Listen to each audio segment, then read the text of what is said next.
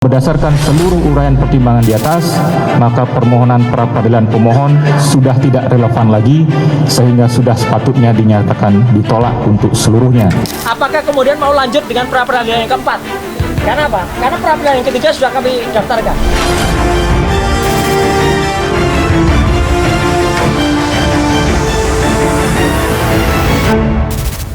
Kasus dugaan ijazah Presiden ke-7 Joko Widodo masih berlanjut. Setelah ditetapkan sebagai tersangka, Roy Suryo nggak cuma diperiksa polisi pas penyidikan, tapi dia juga milih jalur pra-peradilan. Bahkan udah 2 kali tuh ngajuin pra-peradilan, nggak cukup bagi Roy Suryo. Karena sekarang dirinya bakal ngajuin lagi gugatan yang ketiga. Yang dicari apa sih Pak sebanyak itu? Terus apa bedanya sama gugatan jilid 1, jilid 2, sama jilid 3? Apakah ini bagian dari strategi Roy Suryo atau sekadar ngulur proses peradilan? Kita cek now.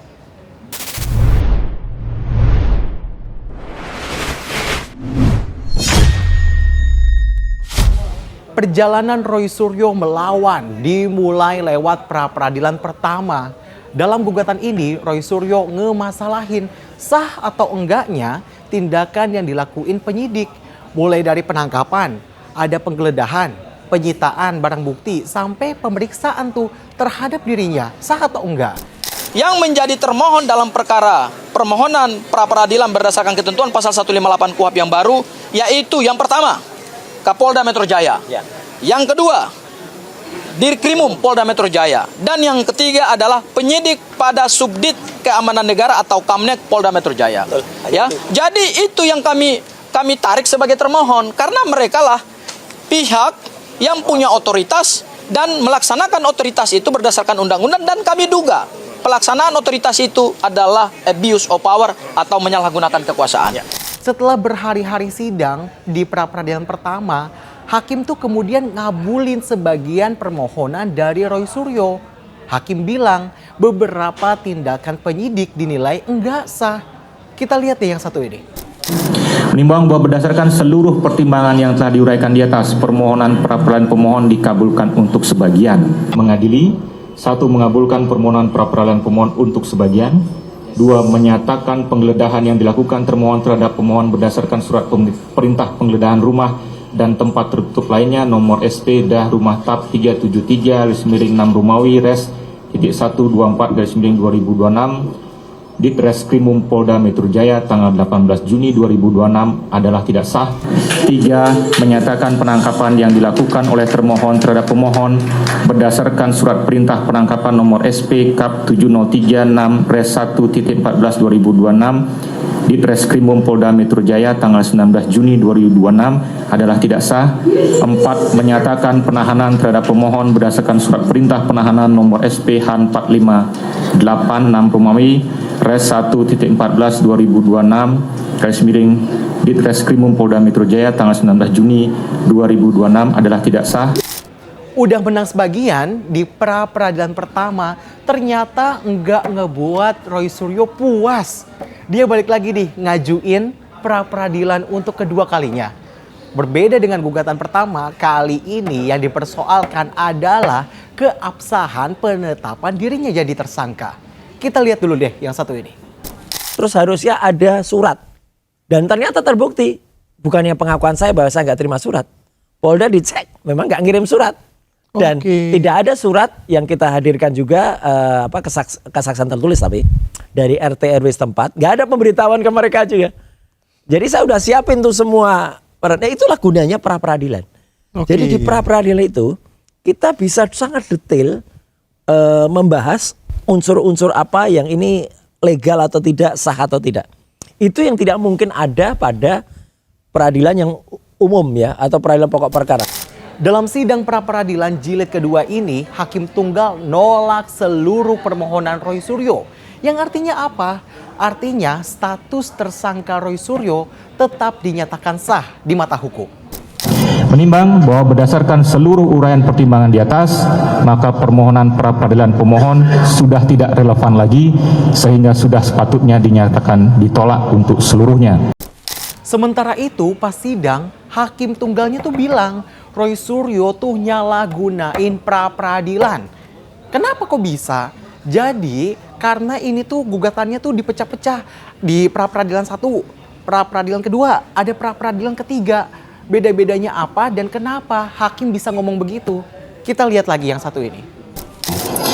Menimbang bahwa tindakan pemohon mengajukan permohonan pra-peradilan terkait penetapan tersangka setelah pelimpahan perkara dan setelah pra-peradilan pertama mencapai tahap kesimpulan adalah bentuk nyata upaya untuk menunda-nunda dan mengganggu proses pemeriksaan pokok perkara.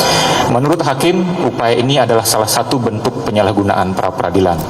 Pra-peradilan kedua ini ditujukan sekedar untuk mengulur-ngulur, dan ternyata kenapa ini juga ada dasarnya, karena memang di pasal 160 ayat 3 KUHP baru dijelaskan bahwa yang bisa mengajukan pra-peradilan itu harus berstatus sebagai tersangka. Sementara kita ketahui bersama perkara ini kan sudah didaftarkan di pengadilan, dalam arti sudah berstatus sebagai terdakwa. Kedua, di pasal 163 ayat 1 huruf G KUHP baru ditegaskan bahwa pengajuan pra-peradilan itu hanya di dalam 2 tahap. Pertama di tahap penyidikan, kedua tahap penuntutan oleh jaksa. Sehingga jelas secara limitasi hanya bisa diajukan di dalam 2 tahap tersebut, dan karena tidak mungkin diajukan di tingkat pengadilan. Yang cukup menarik adalah pertimbangan hakim ini cukup keras ya. Kalau buat saya ini cukup keras sampai menyimpulkan bahwa ditujukan untuk mengulur-ngulur pemeriksaan pokok perkara dan merupakan upaya yang tidak menghormati atau menyalahgunakan lembaga pra-peradilan. Buat saya ini pertimbangan yang cukup keras dari Hakim PN Jakarta Selatan yang seharusnya menjadi perhatian bagi para pihak, termasuk dalam mengajukan upaya pra ketiga. Kita hormati putusan ini, dan tentu kalau ditanyakan pada Mas Roy, apakah Mas Roy siap untuk pokok perkara? At any time kita siap. Ya, ini adalah the lawyer's way untuk mencari jalan agar kemudian Mas Roy ringan, ya, kemudian ringan langkahnya ketika harus berhadapan dengan pokok perkara. Ditolaknya pra-peradilan kedua nggak ngebuat Roy Suryo nyerah. Sekarang dia tuh lagi ngajuin pra-peradilan ketiga. Hebat banget Pak, konsisten pra-peradilannya. Objek gugatan kali ini tuh kembali berbeda. Roy Suryo disebut bakal ngajuin permohonan ganti kerugian. Ini tuh nyusul adanya putusan pra-peradilan yang pertama yang nyatain sebagian tindakan penyidik itu tuh nggak sah. Kita lihat dulu deh yang satu ini. Apakah kemudian mau lanjut dengan pra-peradilan yang keempat? Karena apa? Karena pra-peradilan yang ketiga sudah kami daftarkan. Dan insya Allah akan bersidang pada hari Selasa tanggal 28 Juli yang akan datang. Dengan materi adalah ganti rugi atas putusan pra-peradilan yang pertama. Nah ini kita bisa uji nanti. Apakah putusan ganti rugi itu akan kemudian diterima atau ditolak? Kalau kita ngomongin soal pra-peradilan yang berjalan, ini kan yang kita tahu tuh tentang Roy Suryo berkali-kali. Tapi apakah selain Roy Suryo yang bisa dibilang ngajuinnya tuh terus-terusan gitu loh, nggak berhenti-berhenti. Ada nggak sih kira-kira yang ngajuin pra-peradilannya tuh berkali-kali, berulang kali? Ternyata kalau kita rangkum ada tuh nama-nama yang berulang kali ngajuin. Ada Setia Novanto, ada Kiflan Zen, ada Udar Pristono, dan masih banyak lagi. Sebenarnya kalau ngomongin aturan hukumnya gimana? Boleh gak sih satu terdakwa atau terpidana atau ini tuh tersangka, ini tuh ngajuin pra-peradilan berulang kali? Kita lihat nih pernyataan dari penjelasan pakar hukum pidana yang satu ini. Nah ini hak ini dimiliki oleh tersangka ya, atau terdakwa ya, atau ahli warisnya gitu ya, atau kuasanya dan seterusnya gitu. Nah, berapa kali pra-peradilan ini bisa diajukan? Batasannya adalah sepanjang pokok perkaranya belum disidangkan gitu. Nah ya, jadi pada waktu yang lalu pada pengaturan KUHP yang lama, ketika meskipun umpamanya berjalan pra-peradilan, ketika pokok perkaranya mulai disidangkan, maka pra-peradilan itu berhenti. Nah, berbeda dengan KUHP yang baru ya. KUHP yang baru itu menentukan sebaliknya ya. Jadi tidak ada, yang pertama tidak ada pembatasan berapa kali pra-peradilan itu bisa diajukan. Pra-peradilan ketiga ini jadi langkah hukum terbaru yang disiapkan oleh Roy Suryo. Kali ini bukan lagi soal sah atau enggaknya status tersangka, tetapi soal permohonan ganti kerugian atas tindakan penyidik yang sebelumnya dibilang enggak sah di mata hukum. Jadi tuh sekarang pertanyaannya, pertanyaan publik, pertanyaan kita semua, akankah pra-peradilan ketiga, jilid ketiga dari Roy Suryo ini diterima oleh hakim? Atau justru sebaliknya, ini si pra-peradilan ketiga ini akan ditolak seluruhnya kayak pra-peradilan kedua? Kita nantikan bersama.